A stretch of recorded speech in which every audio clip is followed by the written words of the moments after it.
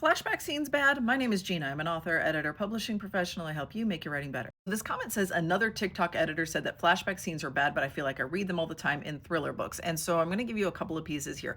I'm going to either nicely disagree or possibly clarify what that other editor was saying, in that flashback scenes are not necessarily bad, but they are often misused and they are more difficult to use than you might think, particularly if you are new to writing. And just because you read something a lot in published books, there's going to be some survivorship bias. The flashback scenes that made it to publication are the ones that are good and the ones that were used appropriately. An editor, unfortunately, is speaking from experience and seeing all of the ones that weren't deployed appropriately. And so we get a little bit jaded and we're like, oh man, these flashback scenes are harder than people think.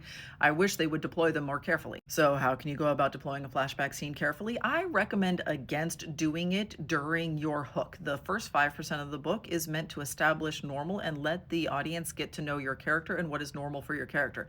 If you are flashing back constantly into what used to be normal for your character, it becomes very difficult for us to connect with them and who they are now. They are also often used as a way to convey a lot of information very easily.